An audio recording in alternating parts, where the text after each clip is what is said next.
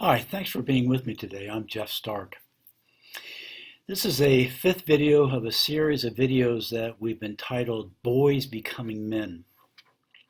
In the last video, number 4, we talked about, in my life, a very significant thing that had taken place in my life that helped me to grow very, very much. I think the illustration that I used last time, video number 4, was if 30 years in the church has enabled me to grow and mature this much, then my participation in a good, solid men's group over many years has helped me to grow this much.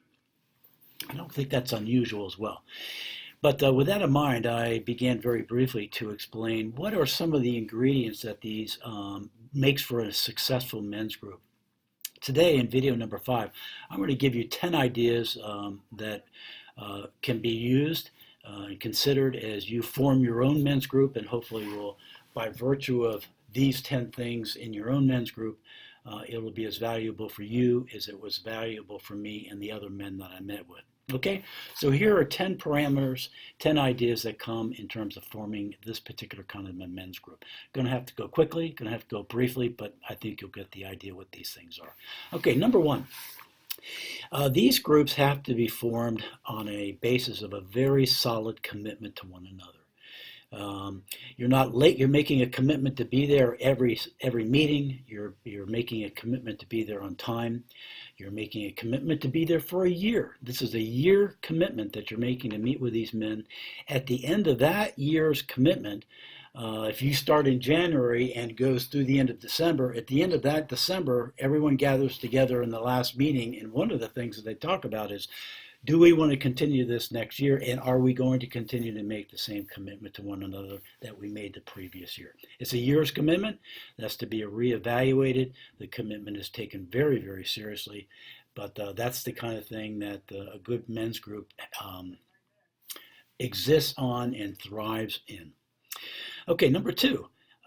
Is the men's group ought to meet how often? Well, I think the men's group, a good men's group, will meet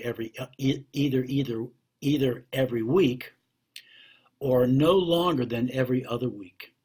A men's group that meets every 3 weeks or once a month, I think, is going to become ineffective, and people are going to lose interest, and it'll fall apart. I think for it to be of interest, for it to be accountable, for us to be accountable on a more frequent basis, for us to be able to share in a more timely way, these men's groups need to meet every week or every other week, and nothing longer than that in terms of how often they meet. Number 3, can you miss a session?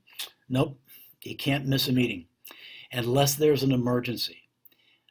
If there's an emergency, then obviously you can't meet, but barring any kinds of emergencies, you're making a commitment to be there. Unless for some reason everyone else is not going to be there. Like, for example, we just got 14 inches of snow, and we got to go across town, streets aren't paved and shoveled and so forth and so on. But other than that, your attendance is required to be there, and that's the kind of commitment that you're making. No, you don't miss anything. And by the way, you show up on time. And there's no excuses for being late. And if you're late, the guy should probably talk to you about being late. Late's not right. Late's not permissible. We start at 6, not 10 after 6, not quarter after 6, not 20 after 6. If we're going to start at 6, you need to be here at 10 of, so that you can take your coat off, so that you can get a cup of coffee, you can grab a donut, you can sit down, talk about the Eagles having won the Super Bowl that year, and at 6 o'clock, the host says, all right, let's get started. And everyone ought to be in attendance at that particular point in time. Number 4, there's a vow of confidentiality that the men take in this particular group. And the reason for that confidentiality is we're not going to talk about what we're hearing, what I'm saying to others or others are saying to me. We're keeping it within our group because it's going to be at times very vulnerable, very intimate, and very personal. We're talking about successes, but more importantly, struggles, failures, hardships, addictions, habits, shortcomings, failings, backsliding, whatever. And those are very personal, very intimate things, not to be shared with others. And you're sharing them with them, and they're sharing with you, but under the vow of confidentiality. And my preference is that the men agree that they not even go home and tell their wives the things that they heard. Now, each group has to determine the level of confidentiality. Some men's groups would say, no, well, I don't keep anything from my wife, and so I'm going to go home. I reserve the right to talk to my wife. The group may say, well, then you're not really ready for this group. But I prefer not telling wives. It's none of their business what I'm hearing from these guys, and I'm assuming they're not going to go home and talk to their wives about the things that I've said about me and my struggles.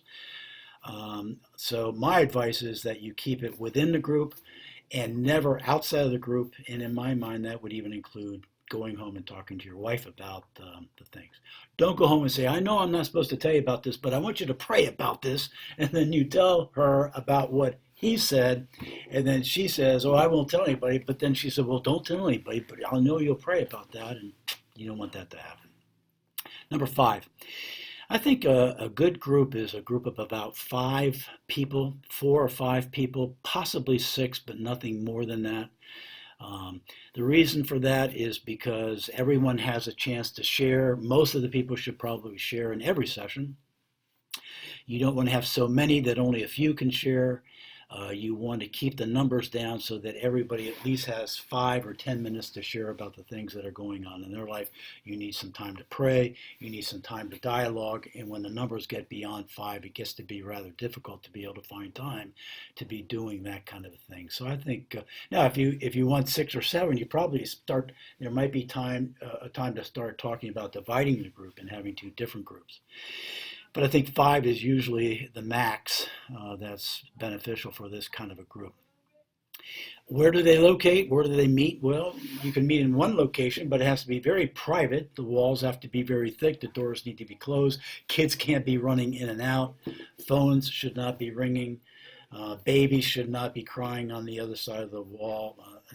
Or waitresses handling coffee cups, and needs to be a very private place. It can be one private place where you all meet all the time, for example, in a church basement maybe, or what I used to do in my men's group is we would meet at the homes of the men who were attending the group. One day it would be my house, the next week it would be at another person's place.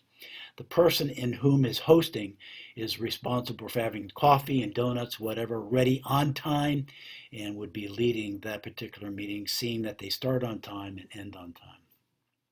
Number 7, it's a time when we come prepared to share and to be honest and open, perhaps even embarrassed and ashamed of the things that we need to talk about relative to our own life.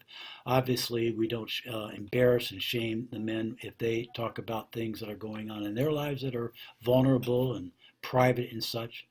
But nonetheless, the priority is to share and to talk and to share the scriptures and apply them and to pray for each other and make sure that these meetings, that sharing and dialogue and prayer time is not hijacked by the local sports teams and what's going on there. And they can't chit-chat. You're coming together for an hour and a half, and you don't want that time to be hijacked, which would take away from the sharing, the praying, and the dialoguing and the sharing of the scriptures. Bring your Bibles. Number 8, bring your Bibles and notebooks, because you're going to be opening them up, looking, studying, taking notes, prayer requests, and things that you can take home on how to pray for others. Things that you need to remember. Note-taking, for example. Number 9, you want to consciously bring all the discussions back to Christ and to the Gospels, to the gospel, I should say, to the good news of the gospel. Try to be gospel-centered as you guys have this group and as you share, listen, talk, and counsel one another in this way. And then lastly, number 10 is I found that these groups become people who have become my best friends over the years. And so these 5 men that I met with for an extended period of time actually were my groomsmen in my wedding, because they had become so dear to me. There was no one more appropriate to have as my groomsmen. My father was my best man, and there were these 5 guys who I were meeting with, 4 guys, 5 guys. They were my groomsmen. And also, out of these groups is not only a commitment to meet with each other, but a commitment to love each other. And so, oftentimes, there was a request, hey, I'm moving from point A to point B. Does anybody have a car, a truck, anyone free to help me pack up? And so the answer would be sure. I want to be helpful to you, help you to pack up. I got a car. Hey, my car broke down. Does anybody have a spare car? Well, I don't, but I think my neighbor does. I'll check and see. So we can become very, very helpful to one another in these meetings as well. So there's 10 things that make up of a great men's group. They were extremely valuable to me. I trust that they'll be very, very helpful to you as well. And I think these 10 things can help you to frame them in a way that will make them good and stay good as long as you stay on track regarding these 10 things. Hope that's helpful. Bye.